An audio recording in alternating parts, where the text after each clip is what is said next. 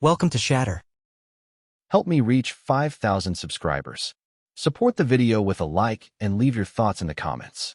She came back on a Sunday night. I remember the way the garage door rattled before it opened, how the sound used to mean relief, but this time, it felt like a warning. Emily stepped out of her friend's Tesla, wearing the same denim jacket I bought her from Gap last Christmas. She didn't look at me, just walked past with her suitcase, smelling like a mix of airport air and someone else's perfume. Inside, she dropped the bag by the stairs and said it, calm, flat, like reading off a grocery list. Don't touch me. I've had too much intimacy this week. I froze, not because of the words, but because of how easily they came out. Like she'd practiced them, like she wanted me to feel the weight of each one. She went straight to the shower, door locked. For a long time, I just stood there, staring at the steam curling under the bathroom door. The hum of her iPhone vibrated on the counter. New messages, lighting up the screen again and again. Group chat, Tahoe crew. She'd been on that Lake Tahoe trip with friends, college friends, she said. For days, I told myself not to be paranoid. But her tone tonight, the sharp detachment, it was different. Like something in her had been rewritten while I was here paying bills, folding laundry, heating up leftovers from Applebee's. At midnight, she was scrolling through photos on her phone, half smiling to herself. I caught a glimpse, not of faces, but of reflections. 2 glasses of wine on a hotel nightstand. One hand visible, not hers. I didn't say a word, just turned off the living room light and went to bed. She didn't follow. The next morning, she acted like nothing happened. Coffee brewing, phone in hand, Target bag on the counter.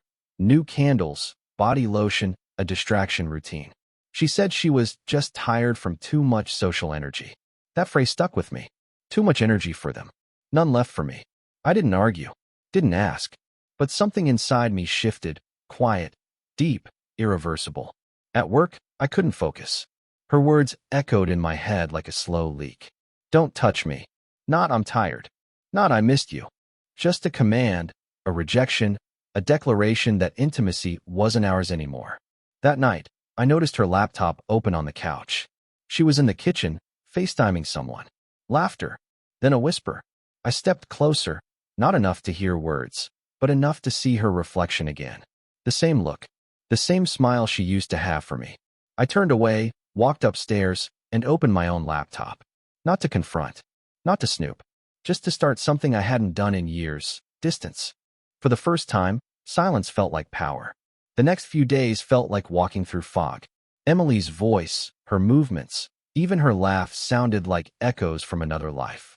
She started leaving early for workouts with friends, came back late, smelling like Starbucks caramel syrup and someone else's cologne. Her phone was always face down, notifications silent. She'd hum songs I didn't recognize. One evening, she came home with a different energy, too light, too casual.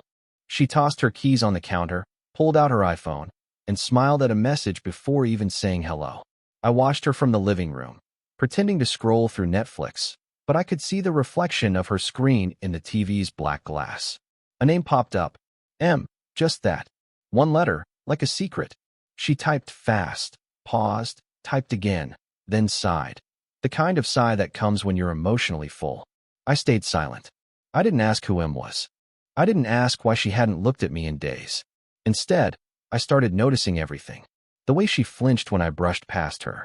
The way she laughed softer into her phone than she ever did with me. The way she suddenly started dressing differently.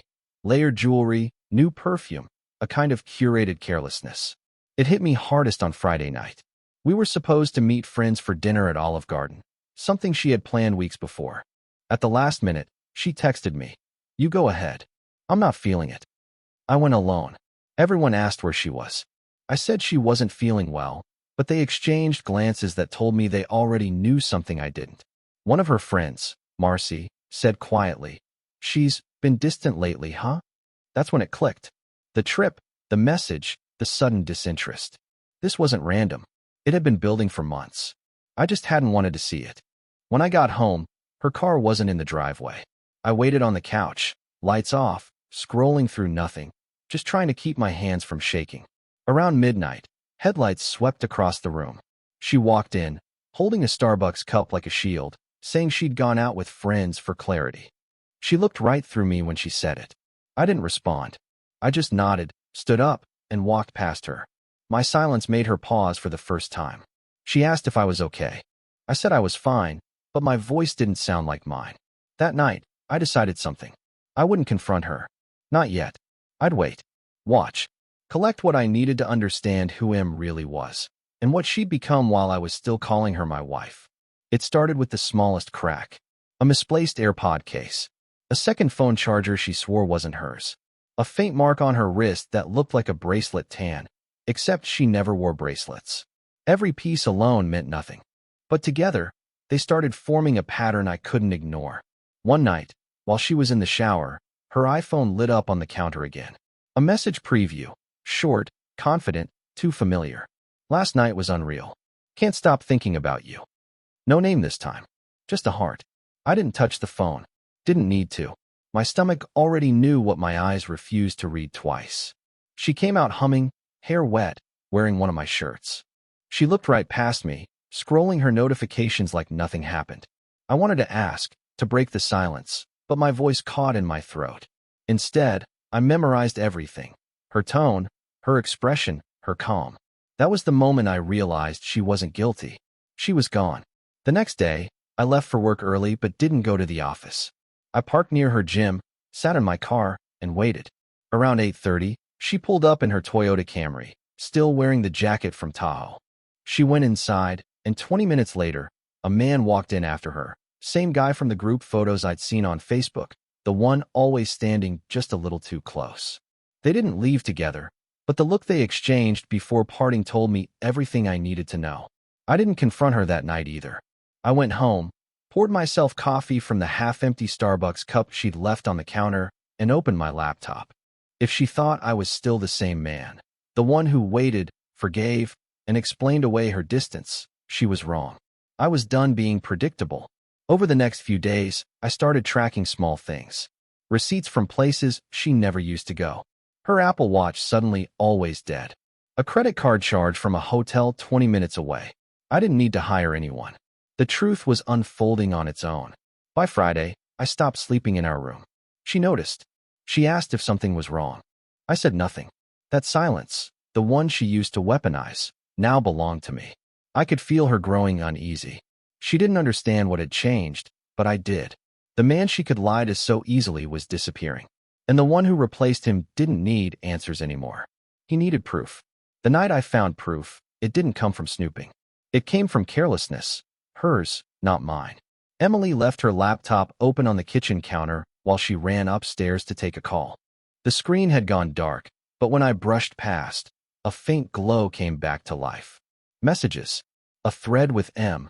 My pulse didn't spike. I just stood there, reading in silence. The words were like static in my head. Mentions of the trip. Private jokes. A hotel room with the view she liked. She wrote, "I can't wait for the next one." He answered, this time, no guilt. I didn't need to scroll further. I closed the laptop and sat down. For the first time, I felt nothing. Not anger. Not heartbreak. Just a strange clarity. The kind that comes when pain burns itself out and leaves behind a clean, empty calm. That night, I moved differently. My face didn't show what I knew. My voice didn't shake. She came back downstairs, still smiling from her call, and asked if I'd eaten. I said I wasn't hungry. She nodded, too easily, too quickly. It was the first time she didn't notice the way I looked at her, not as a husband, but as a man who finally understood. The next morning, I took the day off work. Drove out past the city, no destination, just distance. I ended up at a diner near a Walmart parking lot, sipping black coffee and writing down everything I'd seen. Dates, times, places. I wasn't building a case. I was building my exit. That night, I didn't sleep at home. I booked a room at a small hotel downtown. No message, no call. I just disappeared. Her phone rang 12 times before I turned mine off. The next morning, I saw her texts pile up. Not guilt, not apology. Just confusion. Where are you? Why aren't you answering? By noon, she called my friend Daniel. He didn't know where I was either, but he told me later she sounded scared. Not because she'd lost me, but because she didn't know what I was thinking. That's when I realized how fragile her control really was. She'd built her confidence on the assumption that I'd never leave, never withdraw, never go silent. Now she couldn't read me, couldn't predict me. And in that quiet, something shifted. For the first time, she was the one who couldn't sleep. When I vanished, I didn't run. I just removed myself from her orbit. I stayed at that hotel for 3 nights, long enough to feel the weight of distance settle in. No texts, no calls returned. I deleted her contact photo, so the name on my screen meant nothing. From the outside, it probably looked like I was avoiding confrontation. But it wasn't avoidance, it was calculation. The first morning, I walked into a small cafe next to a Target. The kind of place where no one knows your name, where silence feels normal. I sat there with my laptop, checking her social media. The same curated smiles, the same good vibes only captions. But her comments were slowing down. People were asking, "Where's Mark?" Someone even wrote, "You guys okay?" She didn't answer. That same day, Daniel called. He said, "You know that guy, the one from Tahoe, Matt? He's been bragging around town about something. About Emily." I didn't react. I just listened. The details were predictable. Dinners, late-night drives, secret hotels. But what caught my attention was Daniel's tone when he said, "I think he's done this before. Not just with her." I started digging. Quietly. A few emails, a few calls, nothing illegal, just information. And what I found wasn't about love, it was about leverage. Matt had a history, company affairs, misused accounts, photos, messages, proof of manipulation. He wasn't just careless. He was reckless. I didn't confront him. I didn't warn her. I just packaged what I found and sent it, anonymously, to his company's HR department. No fingerprints. No name. Just truth. 2 days later, it happened. His profile disappeared. His social media went dark. A post from someone at his job hinted at a sudden termination due to ethical concerns. That evening, Emily called me from her iPhone. First time in days. Her voice trembled slightly, trying to sound casual. She said she missed me, that things had gotten complicated.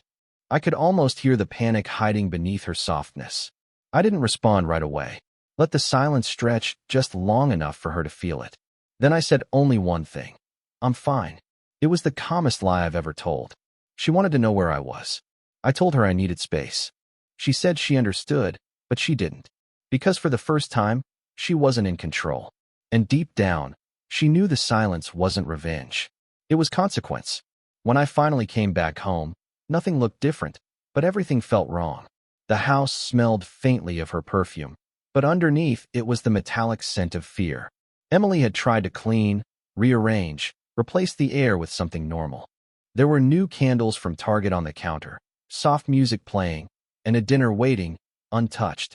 She was trying to stage calm, but her eyes betrayed her. She said she'd been worried. She said she didn't understand what was happening to us. Her words sounded like an apology rehearsed in front of a mirror. I listened, nodding, keeping my tone neutral. I didn't ask questions. I wanted her uncertainty to keep growing. In the days that followed, I moved through the house like a ghost. I didn't argue. I didn't touch her. My silence stretched until even the sound of my footsteps made her flinch.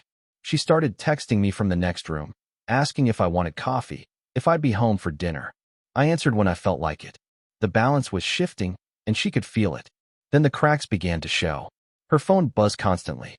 I didn't have to look to know what it was. Fallout. Matt's firing had spread through their circle like wildfire. Mutual friends stopped calling her. Someone from her work unfollowed her online. Even Marcy, her closest friend, pulled away. The social validation she used to breathe had evaporated. One night, I overheard her crying softly in the kitchen. She was on the phone, whispering. I didn't know it would end like this. I didn't move. I didn't comfort her. I just listened to the sound of her breaking down, the same way she'd once listened to me unravel in silence after her betrayal. A few days later, we went to a family dinner. She insisted, maybe hoping to prove that everything was fine. But it wasn't. The air was heavy with things unsaid. Her sister asked where I'd been. I said I'd been working. Emily smiled, but her hands trembled. Later, as we were leaving, her father pulled her aside and said quietly, "You really thought no one would notice?" That moment shattered whatever illusion she had left. Back in the car, she didn't speak. Neither did I. The silence between us wasn't empty anymore. It was heavy, alive, and final. That was the night she finally realized the truth. I hadn't come home to fix anything. I'd come home to finish something. After that dinner, something in Emily collapsed. The confidence, the sharp tone, the indifference, it all fell away in quiet fragments. She stopped going out, stopped posting. Even the little rituals she used to perform, her morning coffee runs, her phone calls in the bathroom, disappeared. The house grew heavy, filled with unspoken tension and the sound of her pacing. I didn't change anything. I still left early for work, still came home late. I sat in silence, ate in silence, lived in silence. But now it was her who tried to fill the space. She started asking questions she never cared about before: where I'd been, what I was doing, who I was with. The same woman who once rolled her eyes at my attention now craved it like oxygen. One night, she came into the living room and sat across from me. No makeup, no performance, just tired eyes and shaking hands. She said she was sorry, not for what she'd done, but for what she'd lost track of. I could tell she still didn't fully admit it, still clinging to some version of the truth that made her feel less guilty. I just nodded, eyes fixed on the muted TV screen. My silence said more than any accusation ever could. Days turned into weeks. Her world started closing in. Friends avoided her. Her parents stopped defending her. Even her job felt different. She'd come home drained, eyes red from holding back tears. The walls she'd built to keep herself detached were cracking, and she was finally feeling what I had felt for months. Sometimes, I'd catch her standing in the doorway, watching me work on my MacBook, like she wanted to say something but didn't know how. Other times, she'd cook dinner and leave my plate on the table, untouched, as if feeding me could fix what she'd broken. It couldn't. One evening, I came home to find her sitting on the floor by the couch, surrounded by old photos, trips, holidays, smiles that looked like they belonged to strangers. She looked up and whispered, "You were always here. I just didn't see you." I didn't answer. I just walked past her, upstairs, closed the door. And that silence, that calm, deliberate distance, was the most honest thing I'd ever given her. She thought she could hurt me and walk away clean. But the truth was, she'd only taught me how to disappear without leaving. The night she finally broke, it wasn't dramatic. It was quiet, almost too quiet. I came home late, the house dark except for a single light in the kitchen. Emily was sitting at the table, her phone face down, her hands wrapped around a cold cup of coffee. She looked like someone who had been waiting for hours, but no longer knew what she was waiting for. She asked if we could talk. I said nothing, just leaned against the counter and watched her. She started to speak, about mistakes, about confusion, about how she thought she was missing something in her life, but now realized it wasn't excitement she'd lost, it was peace. Her voice shook halfway through, and when she looked at me, there was no defense left in her eyes, just exhaustion and regret. She said she'd ended everything with him, that it was over long before I disappeared. I knew it wasn't true, but I didn't correct her. I didn't need her confession, I already had it. What I needed was to see whether she finally understood the depth of what she'd done, whether she understood that trust doesn't end with shouting, it ends in silence. When she asked if we could start over, I didn't answer. I walked past her, poured myself a glass of water, and sat across from her. The air between us felt dense, like it carried every memory we'd ever had. The good ones turned into shadows of what they used to be. She asked if I hated her. I shook my head. Hate would have meant I still cared enough to feel it. After a long pause, I told her the truth. I said, "You built a version of me you could ignore. I stopped being that man." She started crying quietly, almost afraid to make noise. I didn't move to comfort her. I wasn't cruel. I was just done being the one who reached first. For once, she had to sit with her own silence. Later that night, she came to the bedroom door and stood there, unsure whether she was welcome. I didn't send her away, but I didn't invite her in either. She hesitated, then whispered, "I miss you." I turned off the light without a word. That moment wasn't revenge. It was equilibrium. For the first time in months, I wasn't the one drowning. She was, and I just let the water rise. Time has a strange way of punishing silence. For weeks after that night, Emily moved through the house like a shadow, careful, small, and full of unspoken fear. She tried to rebuild routine, cooking breakfast, leaving coffee on the counter for me before work, pretending that normal could still exist. But every gesture felt like a ghost reaching out for something already gone. Her world outside had crumbled. Friends stopped inviting her anywhere. Family conversations grew short and tense. Even her coworkers looked at her differently. Respect replaced by curiosity. Curiosity replaced by pity. I didn't have to say a word. The story had spread without my help. I'd see her sitting alone at night, scrolling through old photos on her phone. I caught her once watching a video of us from years ago, a vacation where we were laughing, drunk on nothing but each other. She looked at that screen like it was a window into a world she'd destroyed with her own hands. When she noticed me watching, she locked her phone and whispered, "I wish I could go back." I didn't answer. I just walked past, and she broke into quiet sobs. That sound used to pull me in. Now it only reminded me how far we'd fallen. One weekend, I took my truck, the same Ford F-150 she used to joke about being my escape vehicle, and drove out to the lake. The air was cold, still. I sat there for hours, thinking about how silence had changed me. I wasn't angry anymore. I wasn't broken. I was detached, steady, calm, unrecognizable to the man she used to control. When I got home that evening, she was waiting by the door. She looked terrified, like she expected the end. She said she couldn't sleep, couldn't eat, couldn't stop replaying everything. She said she saw me in her dreams, standing just out of reach. And for the first time, I believed her. Not because she wanted forgiveness, but because she'd finally felt the weight of absence.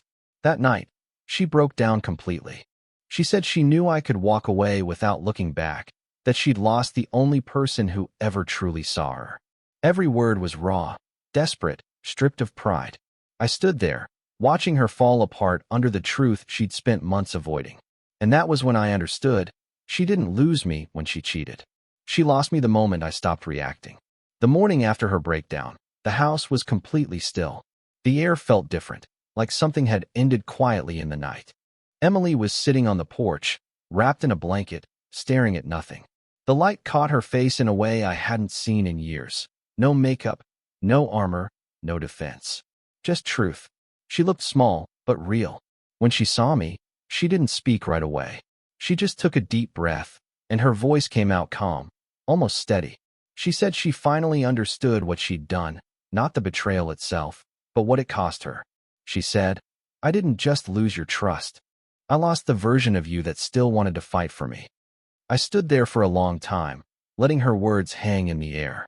For the first time, I didn't feel anger or pity. I just saw her, not as the woman who broke me, but as someone standing in the wreckage she built, finally seeing it for what it was. She asked if we could start again. Not like before, she said, but something honest, something slow. I didn't give her an answer right away. I walked past her, made coffee, and watched the steam rise from the mug. The silence between us wasn't punishment anymore. It was a test. Could she handle not knowing what came next? When I finally spoke, I said, "This isn't about forgiveness. It's about respect. If we start again, it's not on your terms. It's on mine." She nodded, tears sliding down her face, not from fear, but from recognition. She said she understood. And I believed her, not because of her words, but because she didn't try to reach for me this time. She stayed where she was, letting me decide the distance. Weeks passed, and something strange happened. The silence that once felt suffocating turned into space. She stopped chasing, stopped performing. We existed quietly, like two people learning how to breathe again in the same air. Sometimes, I'd catch her looking at me differently, not as someone she could control, but as someone she could lose at any moment. And in that fragile awareness, respect returned. I didn't forgive her out loud. I didn't promise anything. I just stayed, not because I was weak, but because I was stronger than I'd ever been. And for the first time, I felt peace, not from winning, not from revenge, but from finally setting the rules. Support the channel by liking, commenting, and subscribing. I promise even more interesting stories.